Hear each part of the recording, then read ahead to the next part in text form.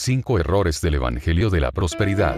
Biblia y teología. Hace más de un siglo, hablando a la que entonces era la congregación más grande de toda la cristiandad, Charles Spurgeon dijo: creo que es anticristiano e impío, para cualquier cristiano, vivir con el objetivo de acumular riquezas. Usted dirá, ¿no se supone que debemos esforzarnos todo lo que podamos por conseguir tanto dinero como podamos? Pudieras hacerlo. No me cabe duda que, al hacerlo, usted puede servir a la causa de Dios. Pero lo que dije es que vivir con el objetivo de acumular riquezas, es anticristiano. Al pasar de los años, el mensaje que se predica en algunas de las iglesias más grandes del mundo ha cambiado. De hecho, hay un nuevo evangelio que se predica hoy día. A este mensaje se le han adscrito muchos nombres, tales como Evangelio de Decláralo y Recíbelo, el Evangelio de Písalo y Arrebátalo, el Evangelio de la Salud y las Riquezas, el Evangelio de la Prosperidad y la Teología de la Confesión Positiva. Sin importar cuál sea el nombre utilizado, la esencia del mensaje es la misma. En pocas palabras, este Evangelio de la Prosperidad enseña que Dios quiere que los creyentes sean sanos físicamente, ricos materialmente, y felices personalmente. Así lo dice Robert Tilton. Creo que es la voluntad de Dios que todos prosperen, porque así lo veo en la palabra, y no porque lo haya visto funcionar poderosamente en otra persona. No pongo mis ojos en los hombres, sino en Dios que me da el poder para hacer riquezas.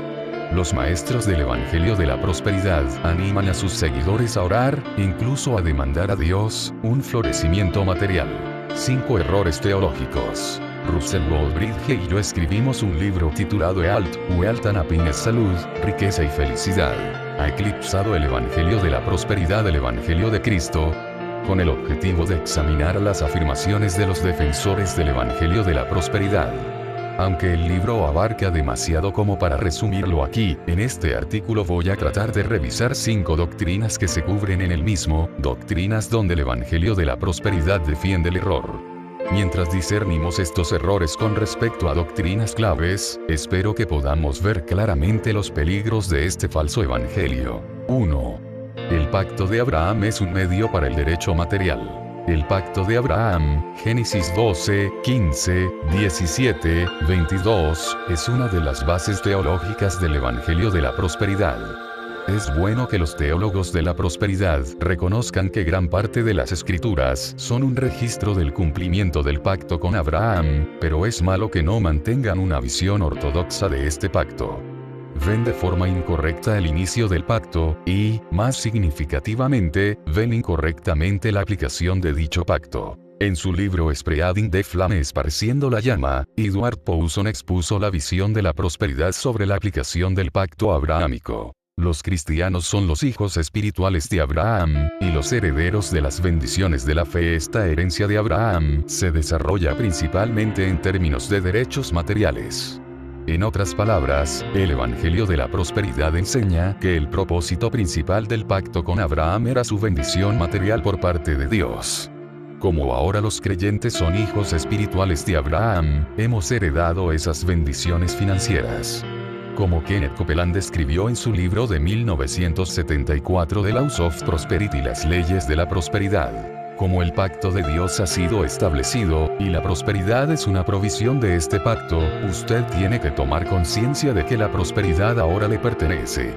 Para apoyar esta afirmación, los maestros de la prosperidad apelan a Gálatas 3, 14, que se refiere a la bendición de Abraham, que viene sobre los gentiles en Cristo Jesús.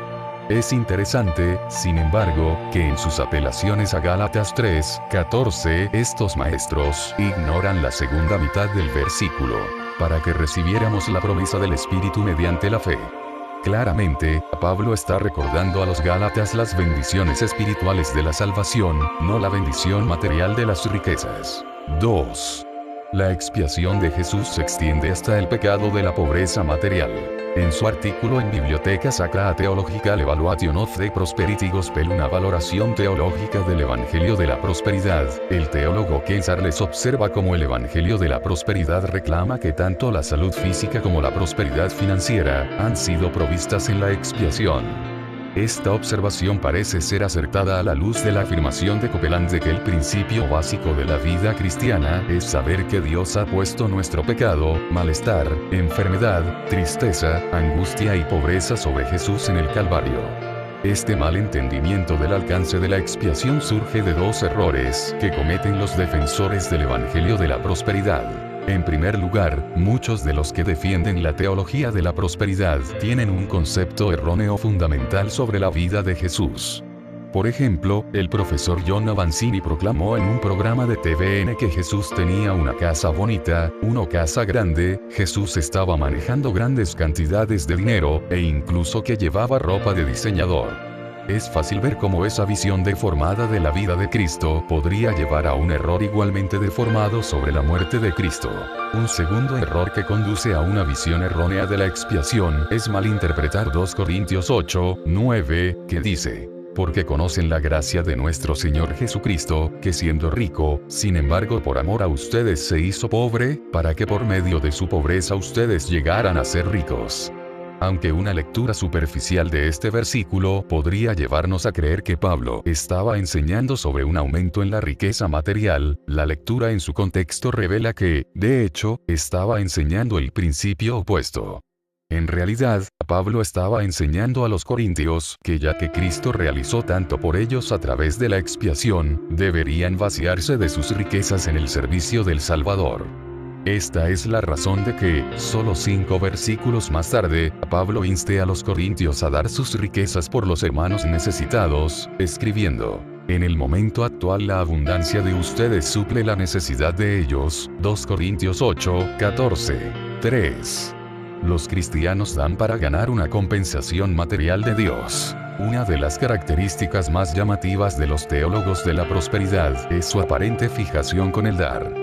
Se nos insta a dar generosamente y se nos confronta con declaraciones piadosas como: la verdadera prosperidad es la capacidad de utilizar el poder de Dios para satisfacer las necesidades de la humanidad en cualquier ámbito de la vida, y hemos sido llamados para financiar el Evangelio al mundo. Mientras que tales declaraciones pueden parecer loables, este énfasis en el ofrendar se basa en motivos que son todo menos filantrópicos. La fuerza que impulsa esta enseñanza sobre el dar es a lo que el maestro de la prosperidad Robert Tilton se refirió como ley de la compensación. De acuerdo con esta ley, supuestamente basada en Marcos 10:30, los cristianos deben dar generosamente a los demás, porque cuando lo hacen, Dios les devuelve más a cambio. Esto, a su vez, conduce a un ciclo de cada vez mayor prosperidad, que nunca se detiene. Como Gloria Copeland expuso en su libro de 2012 God's Will is Prosperity, la voluntad de Dios es la prosperidad. Si da $10 recibirá 1000, si da 1000 recibirá 100,000. En resumen, Marcos 10:30 es un muy buen negocio. Es evidente, por tanto, que la doctrina del dar del Evangelio de la Prosperidad está construida sobre motivos deficientes. Mientras que Jesús enseñó a sus discípulos a dar sin esperar nada a cambio, Lucas 10:35, los teólogos de la prosperidad enseñan a sus discípulos a dar porque conseguirán un gran retorno de inversión. 4. La fe es una fuerza espiritual autogenerada que conduce a la prosperidad.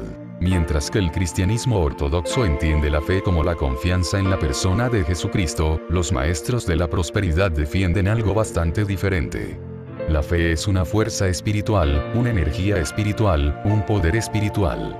Es esta fuerza de la fe la que hace que las leyes del mundo espiritual funcionen, escribe Copeland. Hay ciertas leyes que gobiernan la prosperidad revelada en la palabra de Dios. La fe hace que funcionen. Obviamente, este es un entendimiento erróneo de la fe. Quizás incluso herético. Según la teología de la prosperidad, la fe no es un acto de la voluntad dado por Dios y centrado en Dios. Más bien, es una fuerza espiritual forjada en lo humano y dirigida a Dios.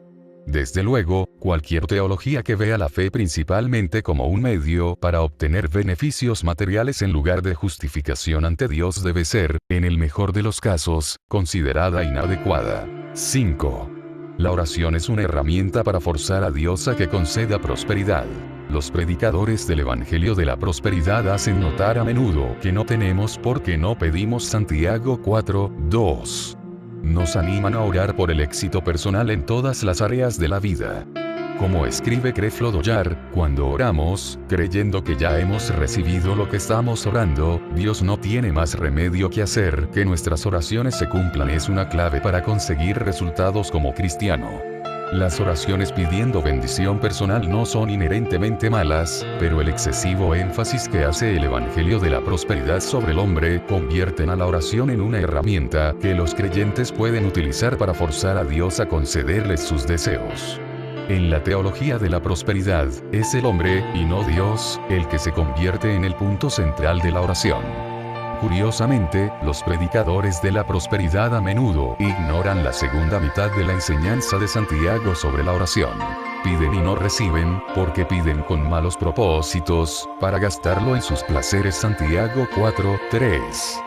Dios no responde las peticiones egoístas que no honran su nombre. Ciertamente, todas nuestras peticiones deben ser conocidas delante de Dios, Filipenses 4:6, pero el Evangelio de la Prosperidad se centra demasiado en los deseos del hombre, que puede llevar a la gente a hacer oraciones egoístas y superficiales que no traen gloria a Dios. Además, cuando esto se combina con la doctrina de la fe de la prosperidad, esta enseñanza puede llevar a la gente a intentar manipular a Dios para conseguir lo que quieren, lo cual es una tarea inútil. Esto está muy lejos de orar diciendo, hágase tu voluntad. Falso evangelio. A la luz de las Escrituras, el Evangelio de la Prosperidad es fundamentalmente erróneo. En el fondo, se trata de un evangelio falso, debido a su defectuosa visión de la relación entre Dios y el hombre. En pocas palabras, si el evangelio de la prosperidad es verdad, la gracia es algo obsoleto, Dios es irrelevante, y el hombre es la medida de todas las cosas. Ya sea que estemos hablando del pacto con Abraham, de la expiación, del dar, de la fe, o de la oración, los maestros de la prosperidad convierten la relación entre Dios y el hombre en una transacción de dar y recibir. Como James Goff señaló en un artículo de 1990 para Christianity Today, Dios se ve reducido a una especie de mayordomo cósmico que atiende las necesidades y deseos de su creación. Este es un punto de vista completamente inadecuado y antibíblico de la relación entre Dios y el hombre.